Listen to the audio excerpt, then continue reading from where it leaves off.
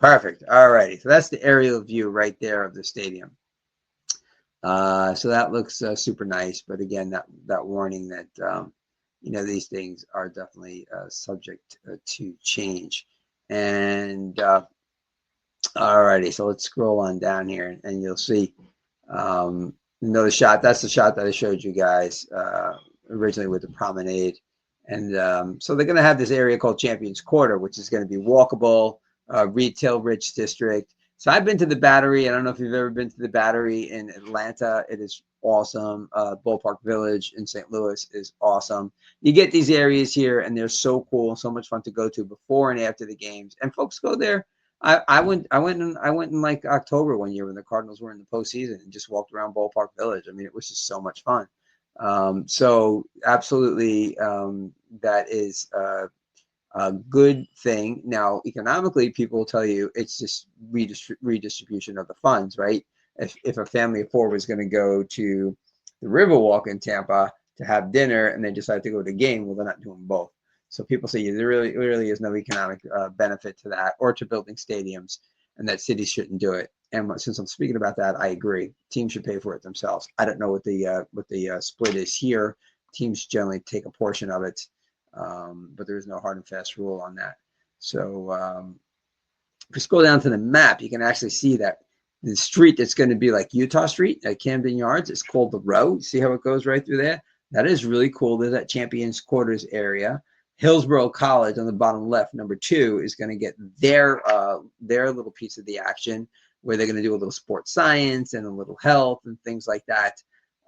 So that's cool. I mean, they're part of the deal. They're part of what's happening here. So by all means, let them have their space there as well. I'm sure that's part of what they negotiated in the memorandum of understanding. So yeah, I mean, it looks really great. Let's hope it really comes to fruition as they're playing out, or something reasonably close to it. And they say that street in the gray that's going through the center of this district that they're going to develop right next to the ballpark is going to be a signature street. That's what I'm thinking. It's like Utah. You could stroll, you can gather. There's going to be some urban life.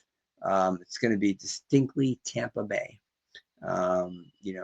Shaded, social, and full of movement. So it sounds great, man. I mean, the owners are really into it. And how does that affect the dreamers in Orlando who want to get a team? Well, Tampa thinks Orlando is actually their market. That has been something that they stated. And for the folks who don't know, it's really not that far away. Like, you can get there in an hour and a half. So, I mean, yeah, they really can. So Dreamers rolled out a logo today. No, not today. Since the last time we spoke, new logo. Same purpose is basically what they're saying. New logo, same purpose. But we'll see what happens with them. I would love for a team to come there. This is the economic impact stuff. But like I said, there's a lot of people who have done studies and stadiums. There's a pride factor, right, to having a pro team and a new stadium and things like that for the community. But money-wise, a lot of people say it doesn't really make a difference. It's a transfer of funds. Family spends in one place and not another. But it is certainly an attraction, and to call yourself a major league city in any sport, is really great. So all for that, and I hope the best for them. And so that's really cool news for them. And I think the year is 2029 for Tampa to have that stadium, and they're playing at Georgia, and they're playing at the Yankee spring training facility right now. So that's the situation there. And if you want to see, I'm going to jump in again and share the screen and stick with what Tampa's doing, because I find this very fascinating.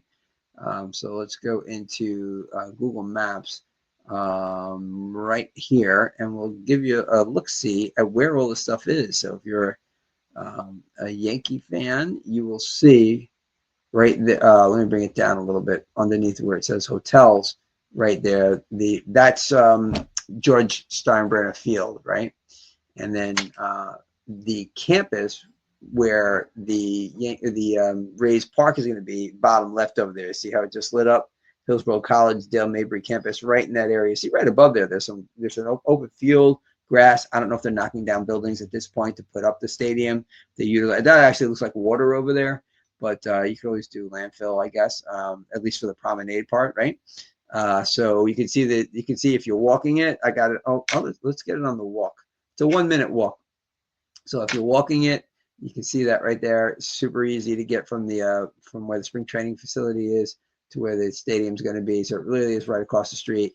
And then if you just go to your right a little bit, there's where Tampa Bay plays. So that gives you a visual of the whole area that Tampa will have between, obviously the Yankees, the future Rays home on the bottom left there where it says Hillsborough College, and where the Tampa Bay Sports Authority is, that's Raymond James Field. So yeah, that's a good little area. Certainly going to get crowded. I wonder if they're going to expand the infrastructure to handle it.